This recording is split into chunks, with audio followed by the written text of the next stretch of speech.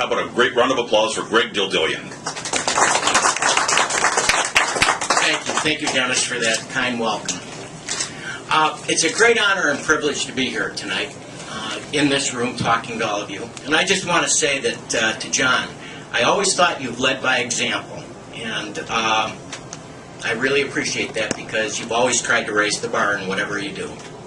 Thank you.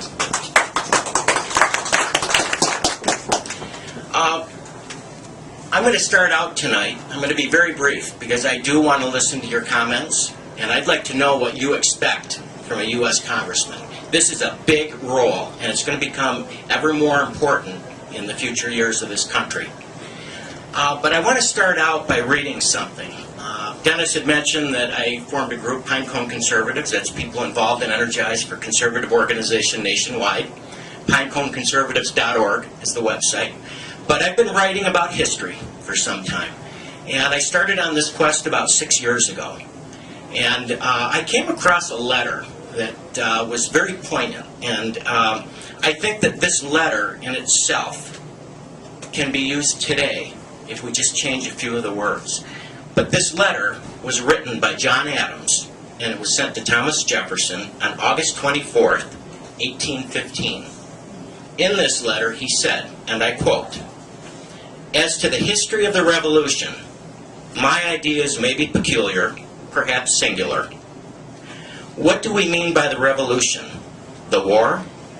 That was no part of the Revolution. It was only an effect and consequence of it. The Revolution was in the minds of the people, and this was,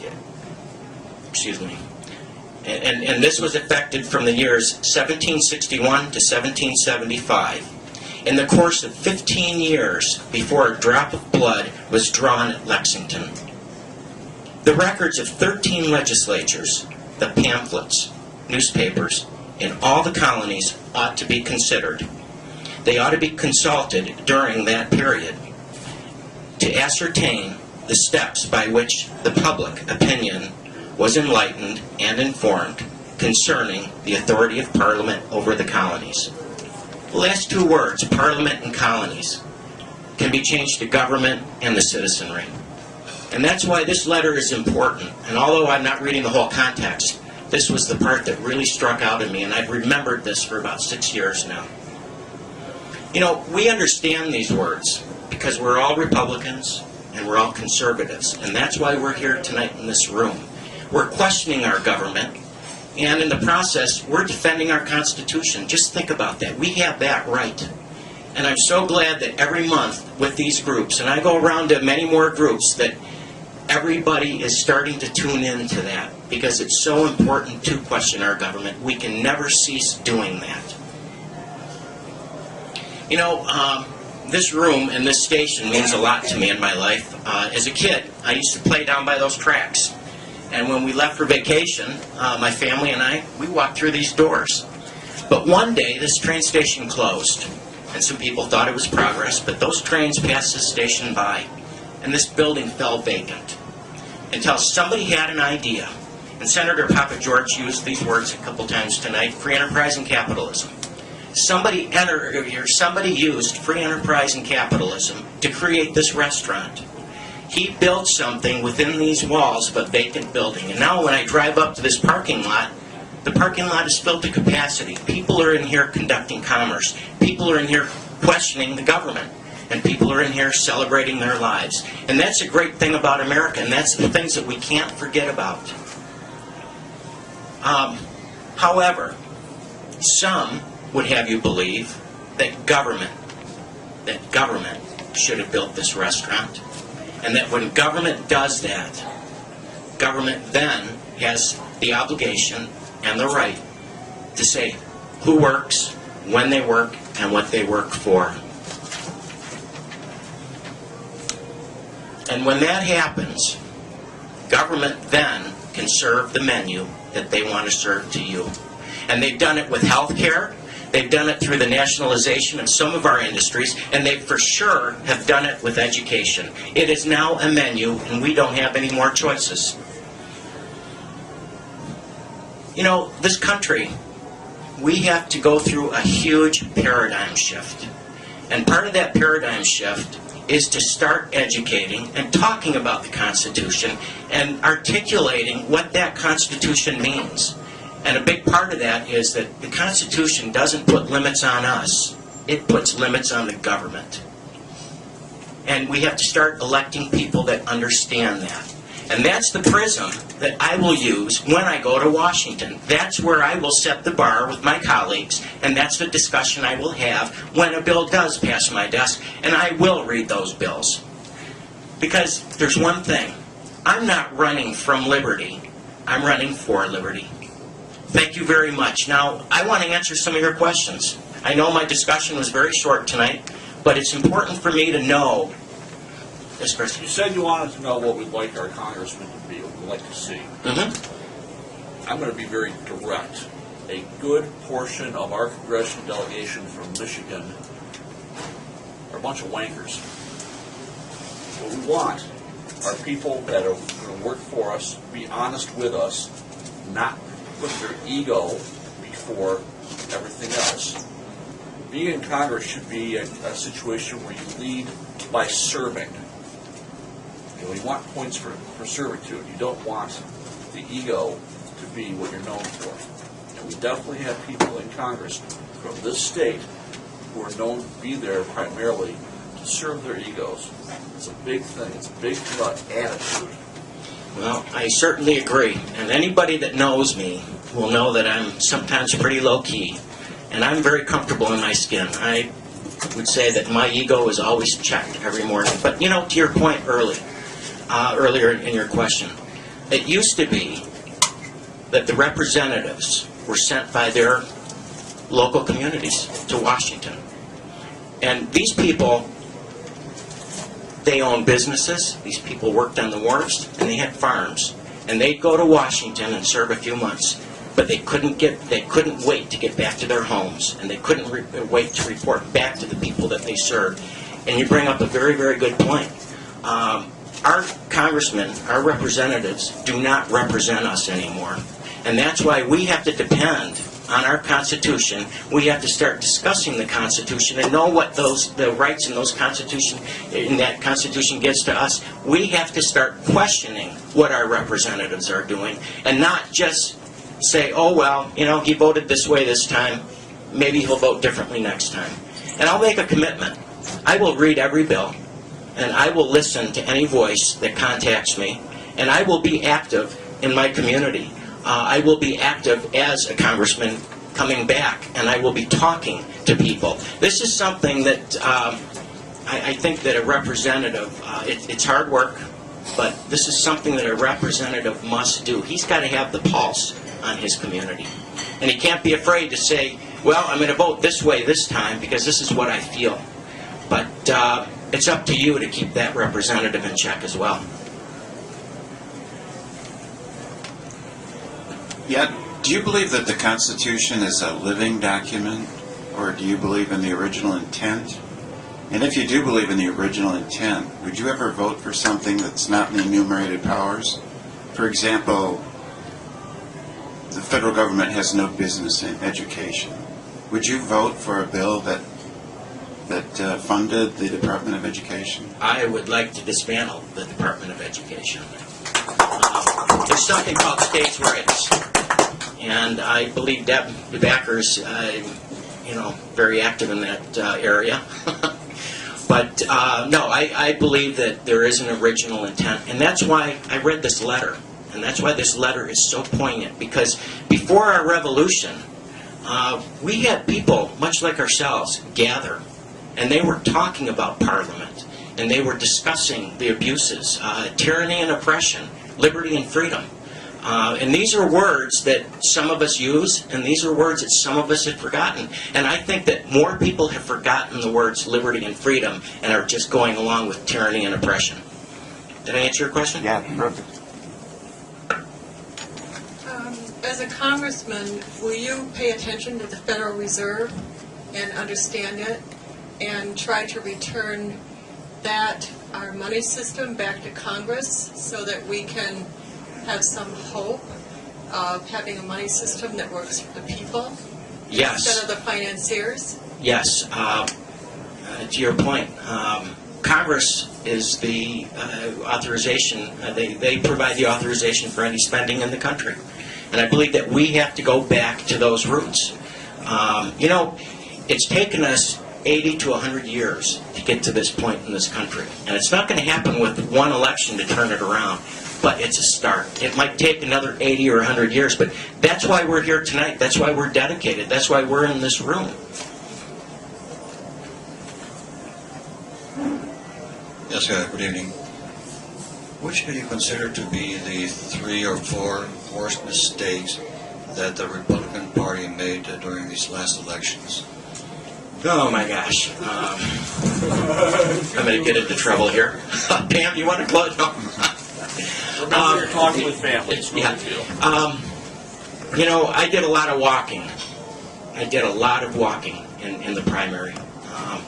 I was in Royal Oak. I was in Bloomfield Township. I was all the way out in St. Clair Shores. And I did a lot of listening. And the things I heard from future constituents was that we're not articulating our message. We're not fighting hard enough for our values. And when you articulate a message, when you articulate a value, you cannot be judgmental, because nobody likes to be judged. But there's a way that you can discuss with somebody on their doorstep what your feelings are, and it's all in the questions that you ask. So I think that there's a huge perception the Republican Party today is judgmental. And I know that to be different. But we had a situation with all the walk lists that we had. These walk lists were terrible. I had volunteers. One morning, and Chris was one of them. We had 30-some-odd volunteers show up to my house, and I had about 20 people call me that day, and they were complaining about the names on those lists. And I guess the Romney campaign drove much of those lists. But the other thing, too, Mitt Romney should have been fighting in the summer when, I guess it was Harry Reid said that he didn't pay any income tax.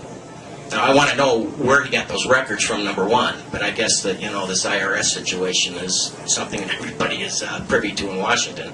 But, he should have been fighting more, because to let that go on and on and on, that created that aura, that feeling of the citizenry thinking that the Republican Party is out of touch. So I think those are probably about the 3 things. Hey, Greg, we've known each other going on 2 years now. Yep. Your message is becoming clear. However, supporting Romney, somebody who invoked socialist medicine in his own state, how can the Republican Party support that man? How could they? To me, it's abominable.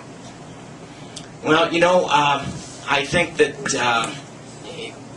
when Governor Romney ran for office, again, when that question came up, I think that he probably could have articulated it a little bit better. We know... How could he articulate it better? Well, we know that healthcare in general, to your point, he created a socialist type of program, all right? But I think that we have to understand where he was coming from when that was created. Now, we've heard all sorts of stories. That's a rationalization. Well, but wait a minute. We've heard all sorts of stories. I still don't know what the real truth was in Massachusetts when that was passed. I still don't know what the real truth was. And it could be a rationalization. I don't know all the facts out there, but I think he could have probably articulated it a little bit better. Now, I do know that when he left office, something changed in the state legislature where they voted something else in, and that could have been a big part of the problem as well. But, there's a continuity that has to occur. We as a country, we've got to start articulating what we want our representatives, what we want our senators to do. And if it's a government-run health care program, I'm totally opposed to that. The problem is it's the GOP who is guiding us, and they're screwed up. They're not listening to us. They are deciding who we are going to vote for. That's BS. Well, you probably have a great point. I've had some conversations, and I know that I'm not being listened to. A couple weeks ago, I had 3 phone calls in one night within the span of 45 minutes. And it was our GOP asking for money. And you know what my first question was? Why should I give you any money when you don't give me any money in return? I'm a candidate. I need resources. I need those resources opened up. That's another big part about campaigning. And everybody that's a politician in this room knows that you've got to go out and fundraise. You've got to open up those channels. But I think that some candidates need help with that. I know I didn't answer your question. It's an impossible one to answer. I guess it is. But getting back to the part where people don't like to be judged, we've got to get rid of that stigma. The Republican Party, in many terms, are viewed as being judgmental. And I think that when I go out and I talk to, I knocked on thousands of doors, I listened. And when I walked off that doorstep, I know I got a vote. In fact, the areas that I actively campaigned in showed that we got the votes there. And I was doing something right. I was answering those questions. And with the walk list, I didn't go to every identified Republican. Sometimes I knocked on every door on that street. That's what I did. Yes, Antoine. Greg, I am a legal immigrant. Okay, I came here and was naturalized in 1979. And right now, every Republican candidate that looks to be a candidate in the next cycle are getting on board for round 2 of allowing all the illegals to stay on a permanent basis. And one of the things I look at is you represent approximately 600,000 people. The state of California, because of all its illegal immigrants, gets about three more seats. New York gets 1, Florida gets 1, Texas gets 1 on the plus side. And Michigan has been losing out on this deal. And more often than not, these are going to be Democratic seats. And the really sweet part of the deal for the Democrats is that they get 3 seats with people that have no representation at all because they're not citizens. But they are counted in the census, and therefore they have the extra seats. That's right. What do you tend to do about things like that? Well, this immigration question, there's many levels to it, and that's only one level. My grandparents came over from Armenia, and my grandfather, as a young boy, was stabbed in the leg by a Turkish soldier, and at age 10, his leg was cut off above his knee, and he carried that his whole life. He had a peg leg. He came to this country to learn photography. My great-grandfather was a photographer in Armenia, and they had many little photo studios around the country. And my wife's grandmother, her portrait was taken by my grandfather. But he came to this country, and he went back to Armenia, and he was talking about how great it was that somebody could come here and learn a trade and go back or stay there. And he talked about free enterprise and capitalism, and talked a little bit about immigration. Now, we know this to be true because he wrote a biography on himself. He went back, and he was pressed into service, and he was taking pictures. The service he had to provide was to take pictures of the Turkish soldiers. Yeah. Pressed into service by By the Turks. Okay. By the Ottoman Empire, yes. And he would spy during the day, and he would understand and find out what villages were going to be hit that night. So he would hobble on that wooden leg of his to those villages, and he had an underground railroad, and he took women and children out of those villages and smuggled them out of the country whenever he could. He also harbored 40 orphans. He hollowed out a side of a mountain, and he kept them for a year. These orphans came back to America because of what my grandfather had told them that America was. And in that time, our immigration policy, we had laws, and they were enforced. Unfortunately, our laws today are not being enforced. And there's many laws on the book. But I do know that, this is a big question in Congress, a big question in Senate. And we have to first secure our borders. more than anything else, and I don't hear any conversation about that. And until we do that, this immigration question is not going to be solved. So, when I get to Congress, that's what I'm going to be fighting for. You know, George Washington, back when he was president, we had immigrants coming to this country. And his words were, they have to assimilate quickly. And unfortunately, some of these immigrants today don't assimilate. And that's a big part of the problem here. And to your point, where population is, constitutionally, yeah, those states get more representation.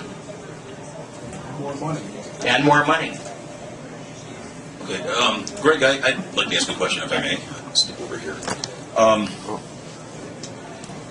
Okay, and you made some great references to the founders, you know, Washington and Jefferson and Adams and that sort of thing. And one of the big things they were concerned about, well, there are so many issues, but central banking was one, and Dr. Shepherd brought that up about the evil of the Fed.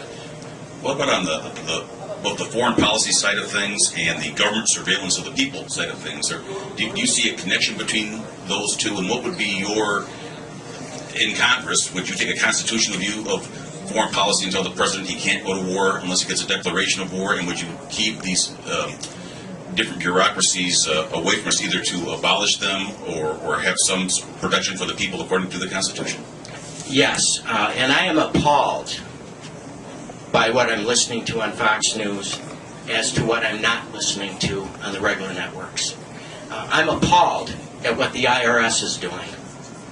I'm appalled at the surveillance of Americans, unfair surveillance, and I'm appalled at the fact that because somebody thinks somebody is doing something wrong, they're going to be singled out.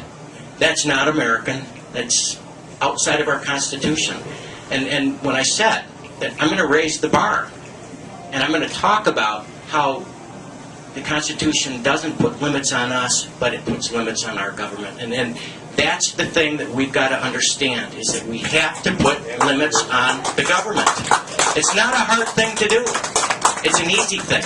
You do it with your vote. You listen to people and you make your decision. And when you make a decision, you have to make sure that this person that you're going to vote for, he's not only talking the talk, but he's going to walk the walk. And I hope that I can do that. That's my goal. Well, that's a great goal. I hope so too, Greg. And then, but also on the foreign policy side of things, again, the founders' vision of neutrality overseas, but protection for the people here at home. We've gone in the total opposite direction, 180 degrees different. And we have no declarations of war anymore.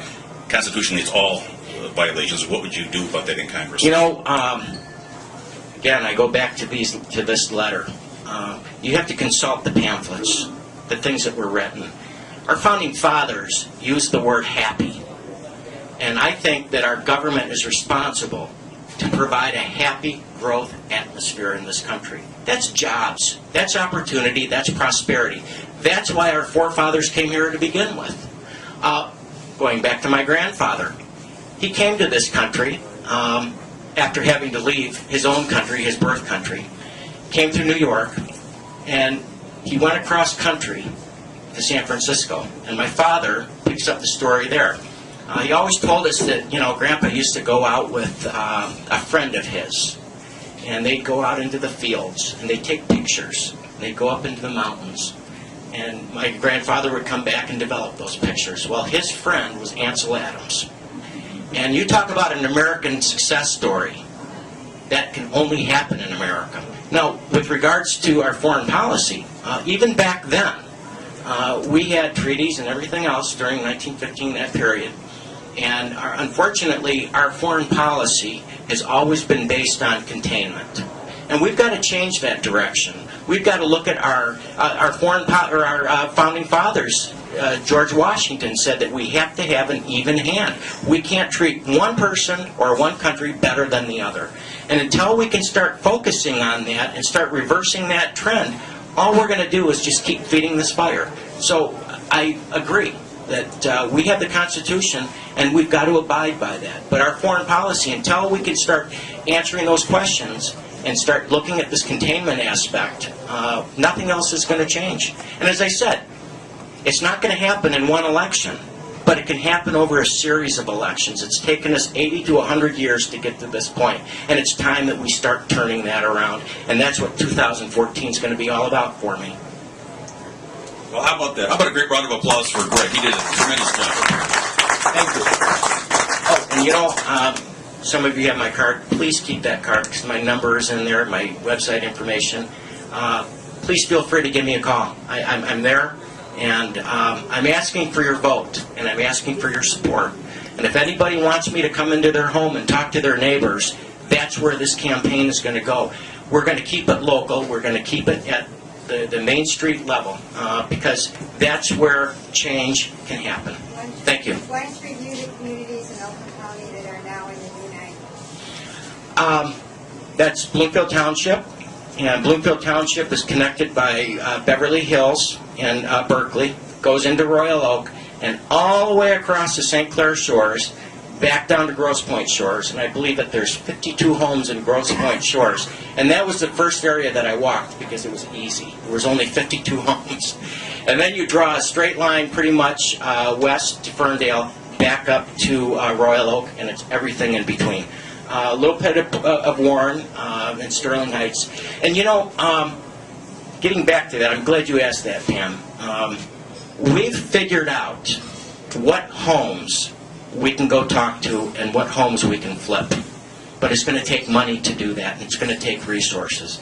But once we can determine those homes, and they are there, we're going to talk to those homes. I can preach to the choir all day long, all right? And that's fun to do. That's not the challenge. But the challenge is stepping up on that doorstep, looking somebody straight in the eye, and asking them for your vote, because we're going to do things differently, and you're going to see that things are done differently.